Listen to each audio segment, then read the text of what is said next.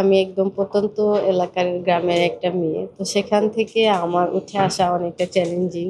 আমার ভাইয়া পাশে ছিল বিধায় আমার পক্ষে সম্ভব হয়েছে। আমার ভাইয়া আমার ১ম কোচ। সেখান থেকে আমার শুরুটা একদম বলবো যে সহজ ছিল না। যেহেতু আমার ফ্যামিলি একটু ধার্মিক মানে যেখানে আমার বাবা মা, আমার বোনরা অনেক পর্দা করে। সেখান থেকে আমি বের হয়ে আসছি। টি-শার্ট পরা, সমাজের বাধা, তারপর আমার এলাকায় কোনো ফিমেল অ্যাথলেট নেই বললেই চলে। সেখান থেকে আমি উঠে আসছি। আর সবথেকে বড় আমার যেটা পাওয়া সেটা হচ্ছে আমি বিকেএসপির স্টুডেন্ট। তো বিকেএসপিতে থাকাকালে আমি হচ্ছে স্পোর্টস লাইফে যে একটা হচ্ছে গাইডলাইন থাকে, তো সেটা আমি পাইছি। তো সেটাকে আমি ফলো করে নেক্সট যে মানে আমি কিছু হতে চাই সেখান থেকে আসলে আমার আয়রনম্যানে আসা। তো আলহামদুলিল্লাহ আমি সুন্দরভাবে আয়রনম্যান 70.3 কমপ্লিট করছি এবং সেকেন্ড পজিশন নিয়ে আসছি। আমি নভেম্বর মাসে ৩ তারিখে হচ্ছে স্পেনে যাব ওয়ার্ল্ড কাপ খেলার জন্য। আয়রনম্যান 70.3 আমার ইচ্ছা থাকবে যে আমি হচ্ছে ফুল ডিস্টেন্সটা কাভার করে আয়রনম্যান হব। এখন আমি আয়রনম্যান 70.3 খেলতেছি।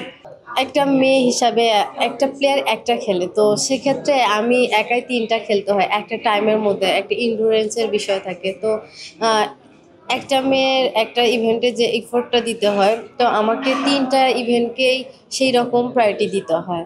তো সেক্ষেত্রে এটা অনেক বড় চ্যালেঞ্জিং। তো সেই জায়গাটা থেকেই অনেকেই হচ্ছে বলে যে আমি পারবো না। অনেক ছেলেরাই পারে না। তো সেক্ষেত্রে আমি মেয়ে হিসাবে এখানে পারবো কিনা, আবার হচ্ছে এখানে অনেক টাকা ইনভেস্ট করতে হয়, এই টাকাটা নষ্ট হবে ফ্যামিলি, আবার আমি যদি কোনো ইনজুর হই তাহলে পরবর্তীতে আমার জন্য ক্ষতি হবে।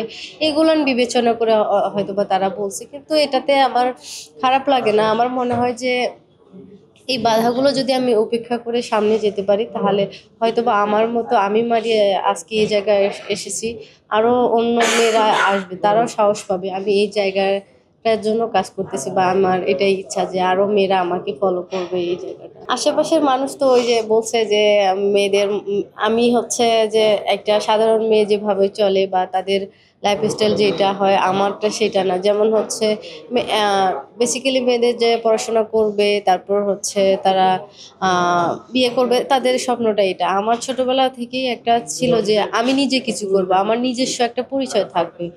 তো আমার বাসা যেহেতু বেগম রোকেয়ার বাসার ওখানে রংপুর মিঠাপুকুরে, তো আমার বাসা পীরগঞ্জ। তো আমার মনে হয়েছে উনি যদি লেখাপড়ার দিকে একটা জায়গা ক্রিয়েট করতে পারছে, তো আমার মনে হচ্ছে যে যেহেতু স্পোর্টসটা নিয়ে কেউ ব্যতিক্রমী কিছু করে না, তো আমারও মন চাইছে যে আমি স্পোর্টসটা নিয়ে ব্যতিক্রমী কিছু কাজ করব, যেটাতে নেক্সট জেনারেশনরা আমাকে ফলো করবে বা তাদের জন্য আমি হচ্ছে ফলো হতে পারবো।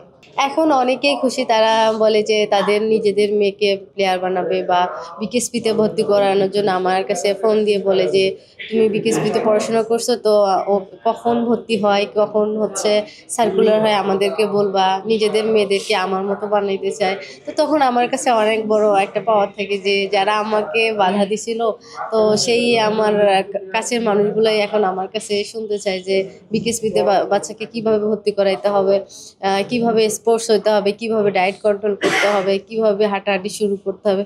তখন আমি যখন বলি আমার কাছে অনেক ভালো লাগে যে আমার কাছ থেকে অনেকেই শিখতেছে বা অনেকেই আমার মতো হতে চাচ্ছে।